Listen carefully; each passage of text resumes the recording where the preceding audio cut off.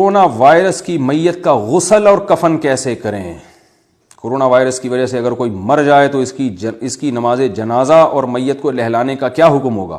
نیز کیا میت کو غسل کی جگہ تیمم کرایا جا سکتا ہے؟ اس کا طریقہ کیا ہوگا؟ مبشر احمد اٹلی سے، وہ بڑی خطرناک کنٹری سے آپ نے سوال پوچھا بھائی۔ دیکھیں، جن ممالک میں پابندی ہے، بلکہ تقریباً سب ممالک میں پابندی لگ گئی ہے کہ کرونا وائرس سے اگر کسی کا انتقال ہوگا تو اس کی میت کو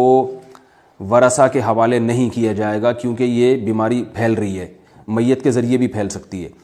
تو اس میں پاکستان کے بارے میں جہاں تک مجھے معلومات ہیں، اسلامی کنٹریز میں اس کو وہیں غسل دیا جاتا ہے اور پلاسٹک کے بیگ میں پیک کر دیا جاتا ہے، تو وہ غسل جو گورنمنٹ دے دے گی وہ کافی ہو جائے گا، آپ کو پھر مزید غسل دینے کی ضرورت نہیں ہے۔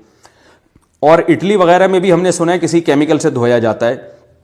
اب واللہ عالم حقیقت کیا ہے، لیکن وہاں بھی آپ کو بیگ کھولنے کی گورنمنٹ کی طرف سے اجازت نہیں ہے، بلکہ میت ہی لواحقین کے حوالے نہیں کی جاتی۔ تو میت کے 4 حق ہیں: غسل، کفن، جنازہ اور دفن۔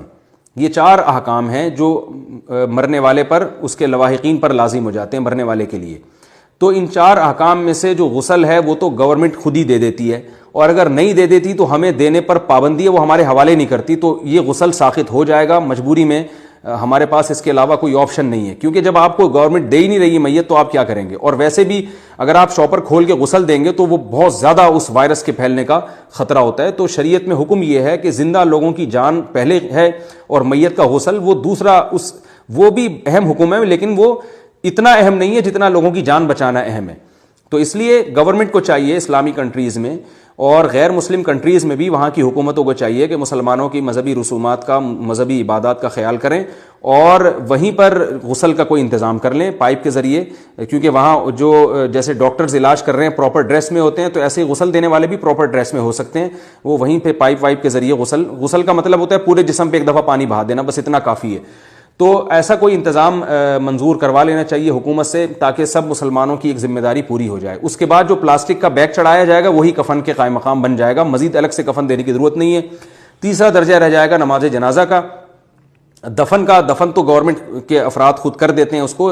رہ جائے گا مسئلہ جنازے کا۔ تو اگر دفن سے پہلے تابوت پہ جنازہ پڑھنے کی اجازت دے دی جائے تو جنازہ پڑھ لیں 2-4 افراد مل کے، اور اگر اس کی بھی اجازت نہ ملے تو قبر پہ بھی جنازہ پڑھنا مجبوری میں ثابت ہے، آپ صلی اللہ علیہ وسلم نے پڑھا ہے، تو 3 دن کے اندر آپ قبر پہ بھی جنازہ پڑھ سکتے ہیں۔ اللہ تعالیٰ سے دعا مانگنی چاہیے کہ ہمارے ملک میں یہ حالات پیدا ہونے سے پہلے ہماری قوم سدھر جائے اور احتیاطی تدبیروں پہ عمل کرنا شروع کر لے۔ اور اصل بات تو یہ کہ یہ اللہ کا عذاب ہے، عذاب میں ہمیں توبہ کرنے کی زیادہ ضرورت ہے، ہمیں اللہ گناہوں سے توبہ کی توفیق عطا فرمائے۔ مرنا تو ہے، آج نہیں تو کل تو مریں گے، تو توبہ کے ساتھ جو زندگی ہے، توبہ کا غسل اگر ہمیں زندگی میں مل گیا